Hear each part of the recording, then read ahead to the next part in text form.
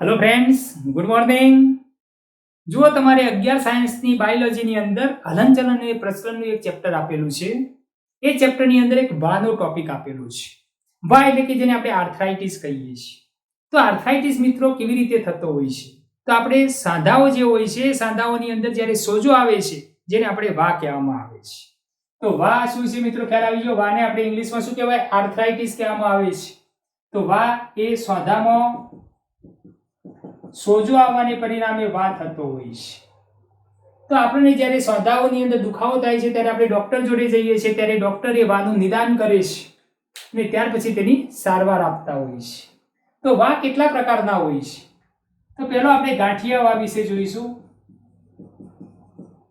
જેને આપણે ગાઉટી આર્થરાઇટિસ કહેવામાં આવે છે. ગાઉટી આર્થરાઇટિસ. તો ગાઉટી આર્થરાઇટિસ એ શું છે? તો જ્યારે આપણા બ્લડની અંદર યુરિક એસિડનું પ્રમાણ વધી જાય છે, તો બ્લડમાં યુરિક એસિડ, તો મિત્રો બ્લડની અંદર યુરિક એસિડનું નોર્મલ રેન્જ 3 થી 7 મિલીગ્રામ પ્રતિ ડીએલ જેટલું હોય છે. પરંતુ 7 મિલીગ્રામ કરતા યુરિક એસિડ બ્લડમાં વધી જાય છે ત્યારે એ યુરિક એસિડ છે તે સોડિયમ યુરેટ સ્વરૂપે આપણા સાંધાની અંદર જમા થાય છે. તો યુરિક એસિડ છે તે યુરેટ સ્વરૂપે, યુરેટ એટલે કે ક્રિસ્ટલ, એ ક્રિસ્ટલ સ્વરૂપે આપણા સાંધાની અંદર જમા થાય છે. પરિણામે સાંધામાં સોજો આવી જાય છે. પરિણામે ત્યાં આપણને હલનચલન કરતી વખતે દર્દ થાય છે. તો ગાંઠિયો વા એ શાના કારણે થાય છે? તો બ્લડની અંદર યુરિક એસિડનું પ્રમાણ વધવાને પરિણામે થતો હોય છે. તો યુરિક એસિડ એ ઉત્સર્ગ દ્રવ્ય છે. આપણને ખબર છે કે નાઇટ્રોજનયુક્ત ઉત્સર્ગ દ્રવ્યનું નિર્માણ નાઇટ્રોજનયુક્ત પોષક દ્રવ્યના ચયાપચયને પરિણામે થાય છે. તો આપણે જ્યારે વધારે પડતો પ્રોટીનયુક્ત ખોરાક લઈએ છીએ ત્યારે એ પ્રોટીનના ચયાપચયને પરિણામે નાઇટ્રોજનયુક્ત ઉત્સર્ગ દ્રવ્ય એમોનિયા, યુરિયા અને યુરિક એસિડનું નિર્માણ થાય છે. બીજું, યુરિક એસિડનું નિર્માણ માટે વિવિધ પ્રકારના જે નાઇટ્રોજન બેઝ છે, એડેનિન અને ગ્વાનિનના ચયાપચયને પરિણામે પણ યુરિક એસિડ બનતો હોય છે. તો આપણા બ્લડની અંદર જ્યારે યુરિક એસિડનું પ્રમાણ વધી જાય છે ત્યારે આપણને ગાંઠિયો વા થતો હોય છે. ગાંઠિયો વા ખાસ કરીને આપણા જે પગના જે અંગૂઠાનો જે જોઈન્ટ હોય છે ત્યાં આગળ યુરિક એસિડના ક્રિસ્ટલ ત્યાં જમા થવાને પરિણામે અંગૂઠાની ઉપરની બાજુએ ત્યાં સોજો આવી જાય છે. પરિણામે અંગૂઠાનું આપણે હલનચલન કરીએ છીએ ત્યારે ત્યાં દર્દ થતું હોય છે. ત્યારે આપણે જ્યારે ડોક્ટર જોડે જઈએ છીએ ત્યારે ડોક્ટર આપણા બ્લડની અંદર યુરિક એસિડની તપાસ કરાવે છે અને ત્યારે બ્લડમાં યુરિક એસિડનું પ્રમાણ નોર્મલ કરતા જ્યારે વધારે હોય છે ત્યારે ડોક્ટર આપણને ગાંઠિયો વા થયેલો છે તેનું નિદાન કરતા હોય છે. એ ગાંઠિયાવાની સારવાર શક્ય હોય છે તો ડોક્ટર એવી મેડિસિન આપે છે કે જેથી આપણા મૂત્રપિંડ દ્વારા યુરિક એસિડનું વધારે પ્રમાણમાં ધોવાણ થતું હોય છે અને એ સમયે ડોક્ટર આપણને પ્રોટીન વગરનો ખોરાક ખાવાની સલાહ આપતા હોય છે. ત્યાર પછી આપણે બીજો વા સમજીએ, જેને આપણે અસ્થિવા, જેને ઓસ્ટિયો આર્થરાઇટિસ કહેવામાં આવે છે. ઓસ્ટિયો આર્થરાઇટિસ. અસ્થિવા એ ઉંમર આધારિત રોગ છે.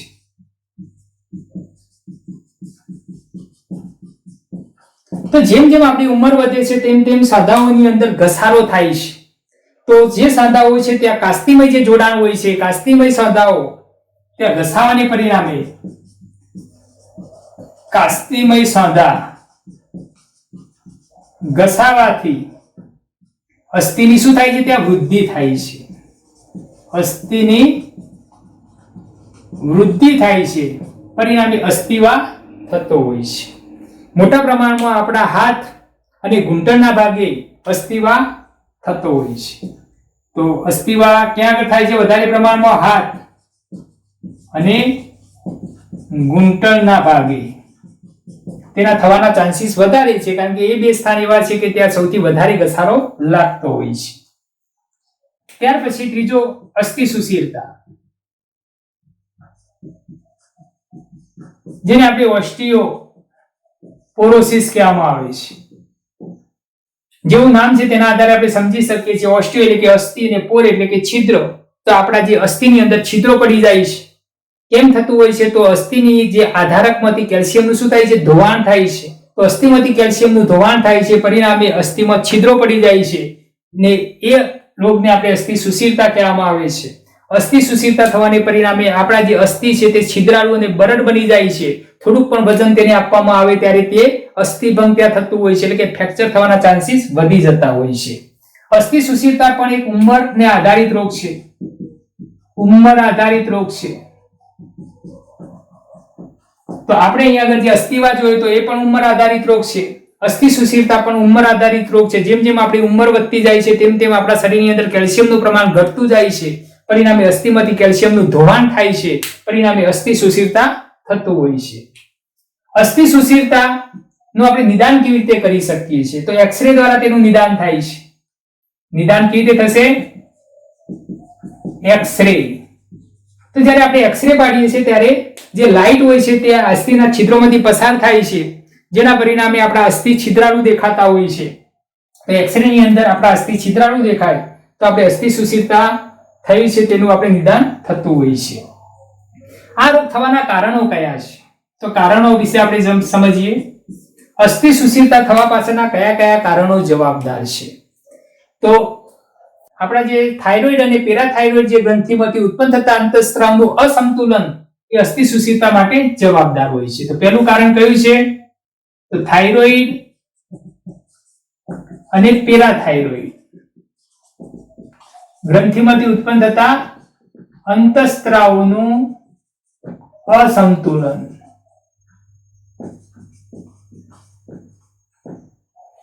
તો થાઇરોઇડ ગ્રંથિમાંથી આપણને ખબર છે થાઇરોકેલ્સિટોનિન અંતઃસ્રાવ ઉત્પન્ન થતો હોય છે અને પેરાથાઇરોઇડ ગ્રંથિમાંથી પેરાથોર્મોન અંતઃસ્રાવ ઉત્પન્ન થતો હોય છે. થાઇરોકેલ્સિટોનિન છે તે બ્લડની અંદર કેલ્શિયમનું પ્રમાણ ઘટાડવા માટે જવાબદાર છે. બ્લડમાં કેલ્શિયમનું પ્રમાણ ઘટે છે એનો મતલબ કે આપણી જે અસ્થિનો વિકાસ સારી રીતે થતો હોય છે. અસ્થિનો વિકાસ સારી રીતે થાય છે.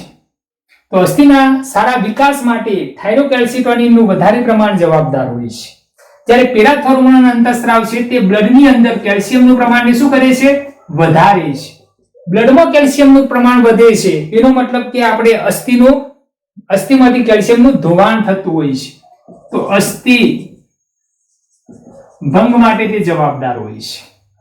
તો ટીસીટી અને પીટીએચ અંતઃસ્રાવની સંયુક્ત અસરને પરિણામે બ્લડની અંદર કેલ્શિયમનું પ્રમાણ જળવાઈ રહે છે, પરંતુ જ્યારે ટીસીટી નું પ્રમાણ આપણા શરીરની અંદર ઘટી જાય છે અને પીટીએચ નું પ્રમાણ જ્યારે વધી જાય છે ત્યારે અસ્થિ સુશીરતા નામનો રોગ થતો હોય છે.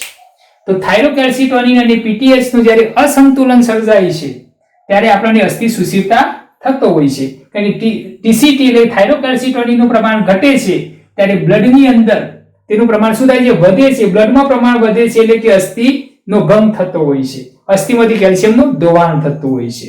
જ્યારે પીટીએચ નું પ્રમાણ વધે છે ત્યારે બ્લડમાં કેલ્શિયમનું પ્રમાણ વધે છે, પરંતુ અસ્થિમાંથી કેલ્શિયમનું પ્રમાણનું શું થાય છે? ધોવાણ થતું હોય છે.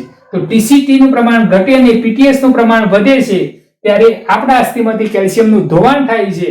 પરિણામે અસ્થિ સુશીરતા થતો હોય છે. ત્યાર પછી બીજું કારણ, સ્ત્રીઓ જ્યારે મેનોપોઝમાં જાય છે એટલે કે જ્યારે માસિક આવતું જ્યારે બંધ થાય છે 45-50 વર્ષની ઉંમરે, ત્યારે તેમાં જાતીય અંતઃસ્રાવનું પ્રમાણ ઘટતું જાય છે. જાતીય અંતઃસ્રાવમાં ખાસ કરીને ઈસ્ટ્રોજનનું પ્રમાણ ઘટી જાય છે. આ જે ઈસ્ટ્રોજન હતો તે અસ્થિની અંદર કેલ્શિયમનું પ્રમાણ જાળવવા માટે જવાબદાર હતો, પરંતુ જ્યારે સ્ત્રી મેનોપોઝમાં જાય છે ત્યારે ઈસ્ટ્રોજન અંતઃસ્રાવ ઓછા પ્રમાણમાં ઉત્પન્ન થતો હોય છે. ઈસ્ટ્રોજનનું પ્રમાણ ઘટે છે, પરિણામે અસ્થિમાંથી કેલ્શિયમનું શું થાય છે? ધોવાણ શરૂ થાય છે. પરિણામે એ સ્ત્રીઓની અસ્થિ સુશીરતા થતો હોય છે. તો આપણને એમ થાય છે કે સ્ત્રીઓમાં જ્યારે અનપીણમાંથી ઈસ્ટ્રોજન અંતઃસ્રાવ ઉત્પન્ન થાય છે ને ઈસ્ટ્રોજન અંતઃસ્રાવ એ અસ્થિમાં કેલ્શિયમનું પ્રમાણ જાળવી રાખવા માટે જવાબદાર હોય છે, તો પુરુષની અંદર અસ્થિમાં કેલ્શિયમનું પ્રમાણ જાળવી રાખવા માટે તો પુરુષમાં પણ ઈસ્ટ્રોજન અંતઃસ્રાવ ઉત્પન્ન થાય છે. પણ પુરુષમાં જે ઈસ્ટ્રોજન અંતઃસ્રાવ ઉત્પન્ન થાય છે એ ઈસ્ટ્રોજન અંતઃસ્રાવ એ એડ્રીનલ ગ્રંથિમાંથી ઉત્પન્ન થતો હોય છે. એડ્રીનલ ગ્રંથિમાંથી ઉત્પન્ન થતો જે ઈસ્ટ્રોજન છે એ ઈસ્ટ્રોજન એ અસ્થિમાં કેલ્શિયમનું પ્રમાણ જાળવી રાખે છે. તો આપણને એમ થાય છે કે સ્ત્રીમાં એડ્રીનલ ગ્રંથિ, તો એડ્રીનલ ગ્રંથિ સ્ત્રીમાં પણ હોય છે, તેમાં પણ એડ્રીનલ ગ્રંથિમાંથી ઈસ્ટ્રોજન અંતઃસ્રાવ ઉત્પન્ન થતો હોય છે. પણ સ્ત્રીની અંદર અસ્થિમાં કેલ્શિયમનું પ્રમાણ જાળવી રાખવા માટે અન્નપિંડમાંથી ઉત્પન્ન થતો ઇસ્ટ્રોજન અંતઃસ્ત્રાવ તેના માટે જવાબદાર હોય છે. અન્નપિંડમાંથી ઉત્પન્ન થતો ઇસ્ટ્રોજન અંતઃસ્ત્રાવ એ અસ્થિમાં કેલ્શિયમનું પ્રમાણ જાળવી રાખવા માટે તે ડિપેન્ડન્ટ બની ગયેલો હોય છે. તેથી જ્યારે સ્ત્રીઓ જ્યારે મેનોપોઝમાં જાય છે ત્યારે તેના શરીરમાં ઇસ્ટ્રોજનનું પ્રમાણ ઘટતું જાય છે, માટે જ તેના અસ્થિમાંથી કેલ્શિયમનું ધોવાણ શરૂ થતું હોય છે. ને અસ્થિમાંથી કેલ્શિયમનું ધોવાણ થાય છે, પરિણામે અસ્થિ સુષિરતા નામનો રોગ થતો હોય છે. ત્યાર પછી ત્રીજું રીઝન, જ્યારે લાંબા સમય સુધી આપણે દર્દ શામક દવા લેવામાં આવે છે, દર્દ શામક દવા તરીકે આપણે મોટા પ્રમાણમાં સ્ટીરોઇડ લેતા હોઈએ છીએ ને સ્ટીરોઇડ તરીકે કોર્ટિઝોલ લેતા હોઈએ છીએ. કોર્ટિઝોલ જેને દર્દ થતું હોય છે તેના માટે ડોક્ટર કોર્ટિઝોલ આપતા હોય છે. અને કોર્ટિઝોલ એક પ્રકારનો સ્ટીરોઇડ છે ને સ્ટીરોઇડ જેવી દવા લાંબા સમય સુધી જો લેવામાં આવે તો આપણા અસ્થિમાંથી કેલ્શિયમનું શું થાય છે? ધોવાણ થતું હોય છે. પરિણામે અસ્થિ સુષિરતા થતો હોય છે. ત્યાર પછી ચોથું કારણ, આપણે ખોરાકની અંદર વિટામિન ડી અને કેલ્શિયમ જો ઓછા પ્રમાણમાં લેવામાં આવે તો પણ અસ્થિ સુષિરતા થઈ શકે છે. તો આમ અસ્થિ સુષિરતા થવા પાછળના મેઇન 4 કારણો, એક તો થાઇરોઇડ અને પેરાથાઇરોઇડ ગ્રંથિમાંથી ઉત્પન્ન થતા અંતઃસ્રાવનું અસંતુલન તેના માટે જવાબદાર છે. તો થાઇરોઇડ ગ્રંથિમાંથી થાઇરોકેલ્સિટોનિન અને પેરાથાઇરોઇડ ગ્રંથિમાંથી પેરાથોર્મોન અંતઃસ્રાવ. તો જ્યારે પેરાથોર્મોન અંતઃસ્રાવનું પ્રમાણ વધારે હોય અને ટીસીટી નું પ્રમાણ જ્યારે ઓછું હોય છે ત્યારે અસ્થિ સુષિરતા થતો હોય છે. ત્યાર પછી સ્ત્રીઓ જ્યારે મેનોપોઝમાં જાય છે ત્યારે ઇસ્ટ્રોજનનું પ્રમાણ શરીરમાં ઘટી જાય છે. જાતીય અંતઃસ્રાવનું પ્રમાણ ઘટવાને પરિણામે અસ્થિ સુષિરતા થઈ શકે છે, કારણ કે ઇસ્ટ્રોજન એ અસ્થિમાં કેલ્શિયમનું પ્રમાણ જાળવી રાખવા માટે જવાબદાર હોય છે. પુરુષમાં એડ્રિનલ ગ્રંથિમાંથી ઉત્પન્ન થતો ઇસ્ટ્રોજન અંતઃસ્રાવ જે અસ્થિની અંદર કેલ્શિયમનું પ્રમાણ જાળવી રાખે છે, માટે જ પુરુષો કરતા સ્ત્રીઓની અંદર અસ્થિ સુષિરતા થવાના ચાન્સીસ વધારે રહે. ત્યાર પછી દર્દ શામક દવાઓ, દર્દ શામક આપણને કોઈ જગ્યાએ સોદાની અંદર દુખાવો થતો હોય છે ત્યારે આપણે દર્દ શામક દવાઓ તરીકે સ્ટીરોઇડ લેતા હોઈએ છીએ. ને સ્ટીરોઇડ કયો હોય છે? કોર્ટિઝોલ હોય છે. તો કોર્ટિઝોલની લાંબા સમય સુધી જો સારવાર લેવામાં આવે તો આપણને અસ્થિ સુષિરતા થઈ શકે છે. ખોરાકની અંદર વિટામિન ડી કે કેલ્શિયમની જો ઉણપ હોય તો પણ આપણને અસ્થિ સુષિરતા થતો હોય છે. ત્યાર પછી ચોથો વાર છે તે સંધિવા, જેને આપણે રોમેટોઇડ આર્થરાઇટિસ કહીએ છીએ, જેને શોર્ટમાં આરએ તરીકે ઓળખવામાં આવે છે. તો સંધિવા એ સ્વરોગ પ્રતિકારક તંત્રનો રોગ છે. સ્વરોગ પ્રતિકારક તંત્રનો રોગ છે. તો સ્વરોગ પ્રતિકારક તંત્રનો રોગ કોને કહેવામાં આવે છે? તો આપણા શરીરનું જે રોગ પ્રતિકારક તંત્રના જે કોષો છે તે કોષો આપણા શરીરના કોષો ઉપર હુમલો કરી દે છે. પરિણામે જે રોગો થતા હોય છે તે રોગોને સ્વરોગ પ્રતિકારક તંત્રના રોગો તરીકે ઓળખીએ છીએ. તો સંધિવા પણ એક સ્વરોગ પ્રતિકારક તંત્રનો રોગ છે. તો જ્યારે આપણને સ્ટ્રેપ્ટોકોકસ બેક્ટેરિયાનું જ્યારે ઇન્ફેક્શન થાય છે ત્યારે એ સ્ટ્રેપ્ટોકોકસ બેક્ટેરિયા એ એક્ઝોટોક્સિન નામનું ઝેરી દ્રવ્ય આપણા શરીરમાં ઉત્પન્ન કરે છે. એ એક્ઝોટોક્સિનની સામે આપણા શરીરનું રોગ પ્રતિકારક તંત્ર ઉત્તેજિત થાય છે અને એ એક્ઝોટોક્સિનની સામે એન્ટીબોડી તે ઉત્પન્ન કરે છે. આ એન્ટીબોડી છે તે આપણે જે સાયનોવિયલ જે જોઈન્ટ હોય છે ત્યાં જે સાયનોવિયલ કલા હોય છે તેની સાથે તે જોડાતી હોય છે. તો આપણે અહીંયા સમજી શકીએ છીએ કે જે લાંબા હાડકા હોય છે તેના છેડાના ભાગે અસ્થિશિર આવેલું હોય છે. શું હોય છે? અસ્થિશિર.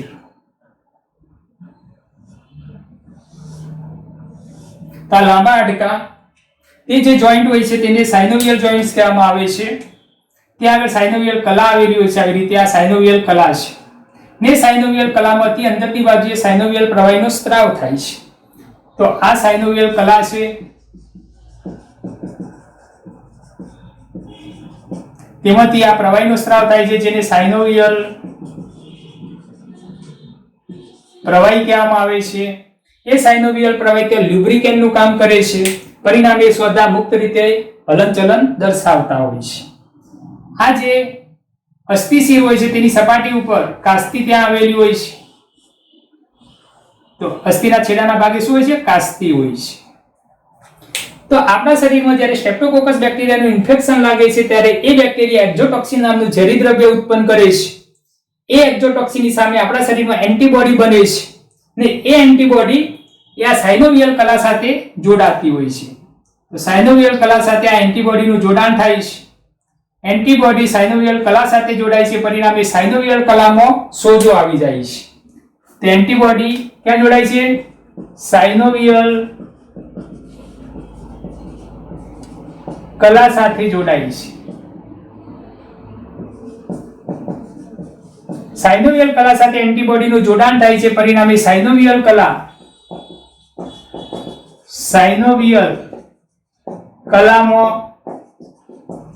સોજો આવે છે. સાયનોવિયલ કલામાં જ્યારે સોજો આવે છે, પરિણામે તેમાંથી સાયનોવિયલ પ્રવાહીનો સ્ત્રાવ વધી જાય છે. તો સાયનોવિયલ જોઈન્ટની અંદર સાયનોવિયલ પ્રવાહીનું પ્રમાણ વધે છે. સાયનોવિયલ પ્રવાહીનું પ્રમાણ વધે છે. તો સાયનોવિયલ જોઈન્ટની અંદર સાયનોવિયલ પ્રવાહીનું પ્રમાણ વધવાને પરિણામે ત્યાં આપણને દર્દ થતું હોય છે. બીજું કે ત્યાં કણિકાઓનો પણ સ્ત્રાવ થતો હોય છે.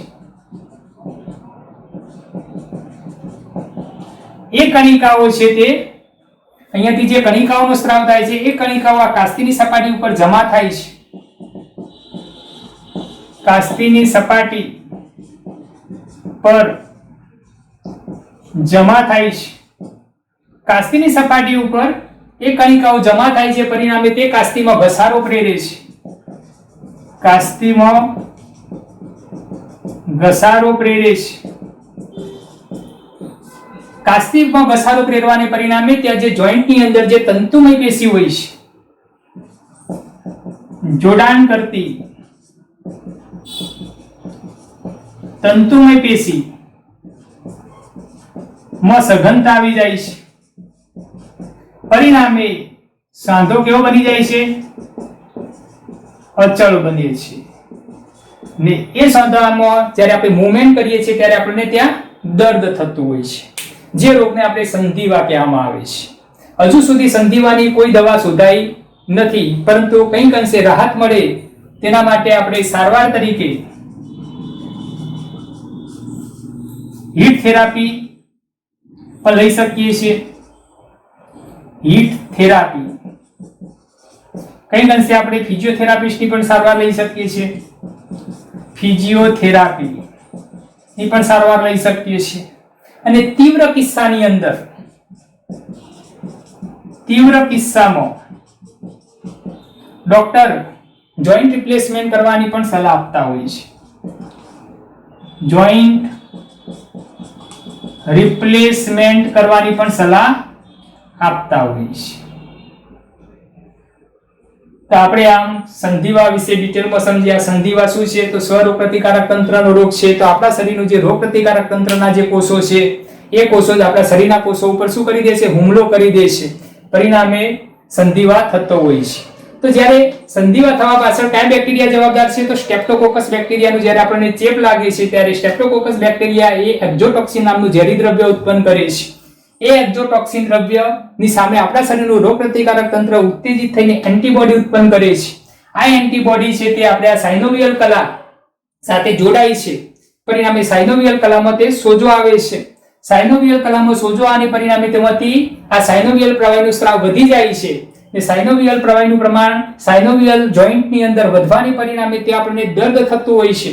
બીજું કે ત્યાં કણિકાઓનો પણ સ્ત્રાવ થાય છે. ને કણિકાઓ આ જે કાસ્તીની જે સપાટી હોય છે, કાસ્તીની સપાટી પર જમા થાય છે. પરિણામે કાસ્તીમાં તે ઘસારો પ્રેરે છે. કાસ્તીમાં ઘસારો થાય છે, પરિણામે ત્યાં જોડાણ કરતા જે તંતુઓ છે, એ તંતુમય જે પેશી હોય છે તેની અંદર સઘનતા આવી જાય છે.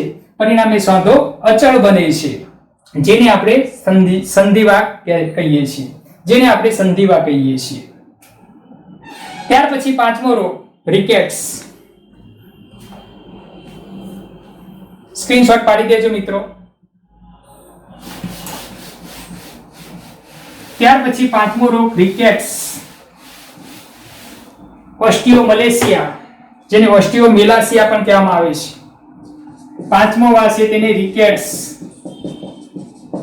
ઓસ્ટિયોમેલાસિયા, મલેશિયા પણ કેટલાક લોકો બોલતા હોય છે. તો રિકેટ્સ એ શું છે? તો આપણા અસ્થિની અંદર કેલ્શિયમ અને ફોસ્ફરસ નું પ્રમાણ ઓછું થાય છે, આપણા અસ્થિની અંદર કેલ્શિયમ અને ફોસ્ફરસનું પ્રમાણ જ્યારે ઓછું થાય છે ત્યારે અસ્થિનો વિકાસ અવરોધાય છે. અસ્થિનો વિકાસ અવરોધાય છે. ત્યારે આપણા જે અસ્થિ છે એ પોચા બની જાય છે. આપણા જે અસ્થિ છે તે બેડોળ બની જતા હોય છે.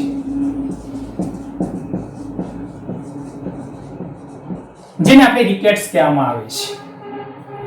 તો રિકેટ્સ થવા પાછળના કારણો કયા છે? તો આપણે ખોરાકની અંદર કેલ્શિયમ,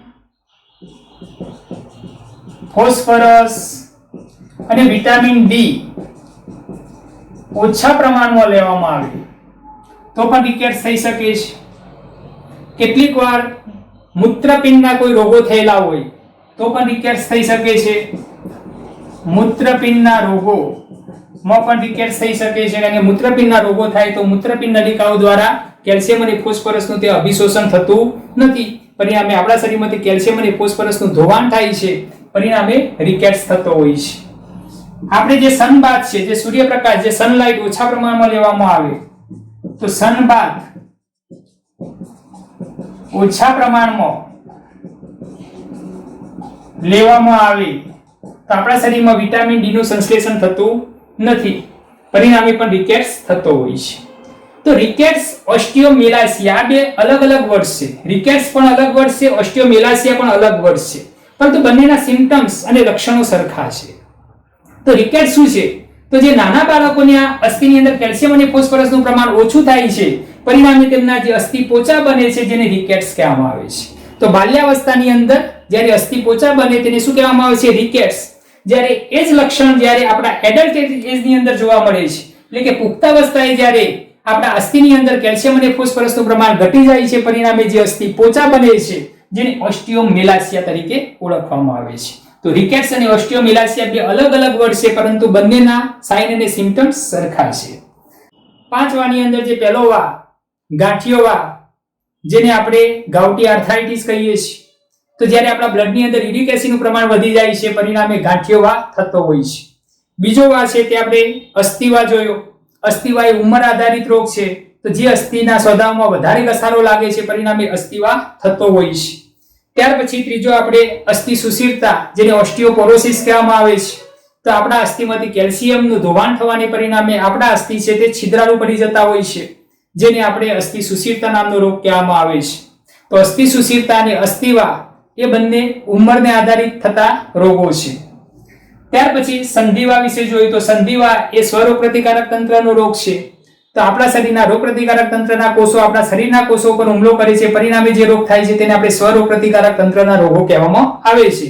તો સંધિવા પણ એ સ્વરોગ પ્રતિકારક તંત્રના રોગોમાંનો એક રોગ છે. ત્યાર પછી રિકેટ્સ અને ઓસ્ટિયોમેલાસિયા, તો આપણા જે અસ્થિની અંદર કેલ્શિયમ અને ફોસ્ફરસનું પ્રમાણ ઓછું થાય છે, પરિણામે આપણા અસ્થિ છે તે પોચા બની જાય છે ને અસ્થિ એ બેડોળ બની જાય છે, જેને આપણે રિકેટ્સ, ઓસ્ટિયોમેલાસિયા તરીકે ઓળખીએ છીએ. આવી જ રીતે મિત્રો આપણે અન્ય વિડીયો પણ લઈને આવતા રહીશું. તો આપણી ચેનલને જો તમે સબસ્ક્રાઇબ ન કરી હોય તો કરી દેજો, જેથી નીટ અને બોર્ડની અંદર તમારે આ બધા વિડીયો તમારું નોલેજ અપડેટ કરવા માટે ખૂબ જ ઉપયોગી થઈ શકશે. Thank you.